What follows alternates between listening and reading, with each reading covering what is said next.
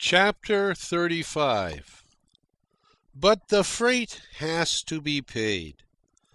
John Barleycorn began to collect, and he collected not so much from the body as from the mind. The old long sickness, which had been purely an intellectual sickness, recrudesced. The old ghosts, long laid, lifted their heads again. But they were different and more deadly ghosts. The old ghosts, intellectual in their inception, had been laid by a sane and normal logic. But now they were raised by the white logic of John Barleycorn, and John Barleycorn never lays the ghosts of his raising. For this sickness of pessimism caused by drink, one must drink further in quest of the anodyne that John Barleycorn promises but never delivers. How to describe this white logic to those who have never experienced it? It is perhaps better first to state how impossible such a description is. Take Hasheesh Land, for instance, the land of enormous extensions of time and space. In past years, I have made 2 memorable journeys into that far land. My adventures there are seared in sharpest detail on my brain. Yet I have tried vainly, with endless words, to describe any tiny particular phase to persons who have not travelled there.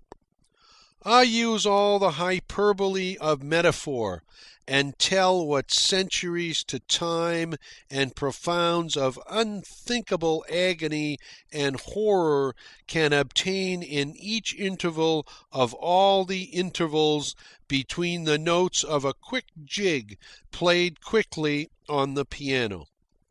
I talk for an hour, elaborating that one phase of Hasheesh Land, and at the end I have told them nothing. And when I cannot tell them this one thing of all the vastness of terrible and wonderful things, I know I have failed to give them the slightest concept of Hasheesh Land. But let me talk with some other traveller in that weird region, and at once am I understood.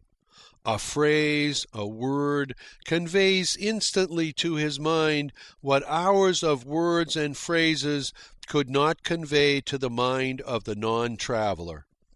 So it is with John Barleycorn's realm, where the white logic reigns.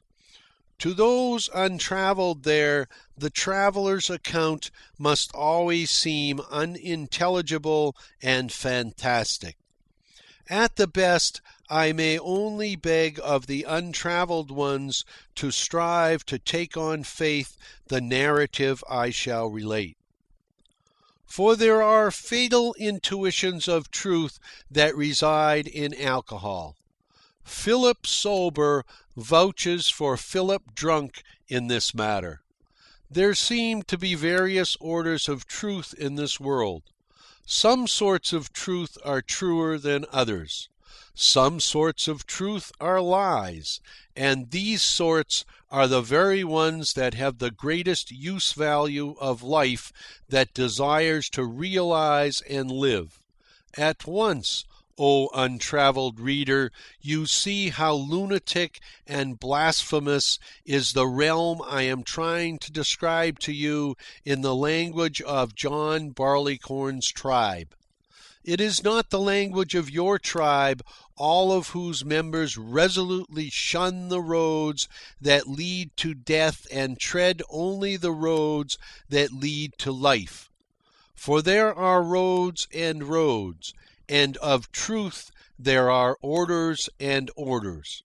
But have patience, at least, Through what seems no more than verbal yammerings, you may, perchance, glimpse faint far vistas of other lands and tribes. Alcohol tells truth, but its truth is not normal.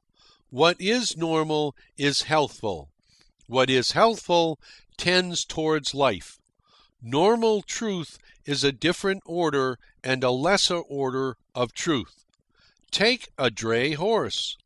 Through all the vicissitudes of its life, from first to last, somehow, in unguessably dim ways, it must believe that life is good, that the drudgery in harness is good, that death, no matter how blind, instinctively apprehended, is a dread giant, that life is beneficent and worthwhile, that, in the end, with fading life, it will not be knocked about and beaten and urged beyond its sprained and spavined best. That old age, even, is decent, dignified, and valuable, though old age means a ribby scarecrow in a hawker's cart, stumbling a step to every blow, stumbling dizzily on through merciless servitude and slow disintegration to the end.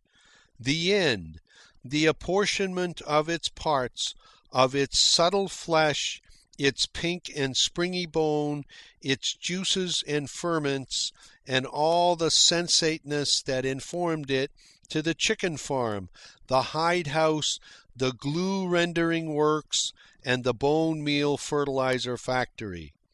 To the last stumble of its stumbling end, this dray horse must abide by the mandates of the lesser truth that is the truth of life and that makes life possible to persist.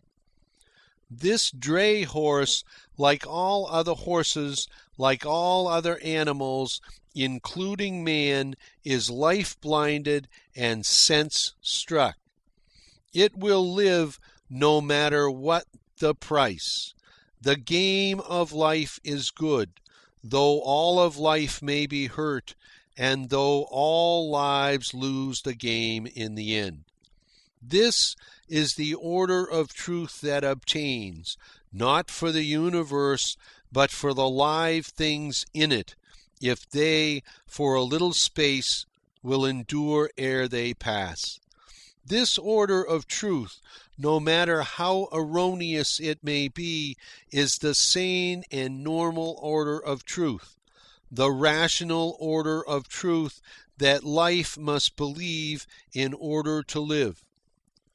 To man, alone among the animals, has been given the awful privilege of reason.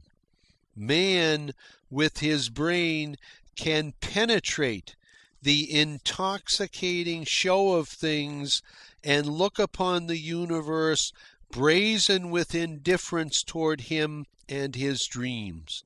He can do this, but it is not well for him to do it. To live, and live abundantly, to sting with life, to be alive, which is to be what he is, it is good that man be life-blinded and sense-struck. What is good is true, and this is the order of truth, lesser though it be, that man must know and guide his actions by with unswerving certitude that it is absolute truth, and that in the universe no other order of truth can obtain.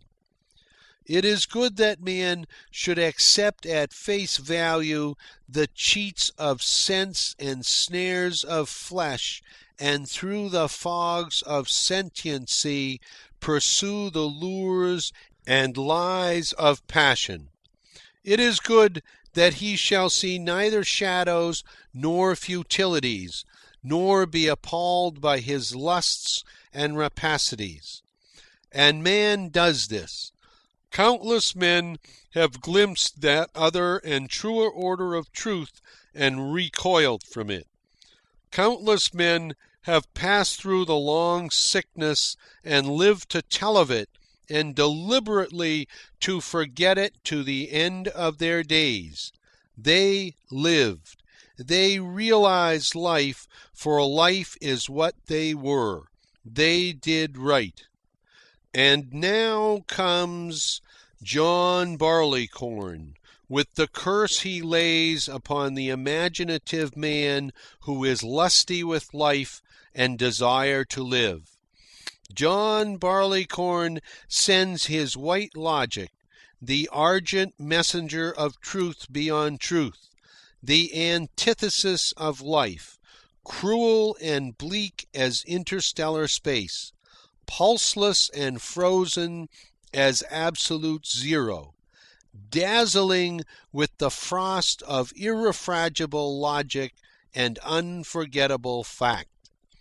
John Barleycorn will not let the dreamer dream, the liver live.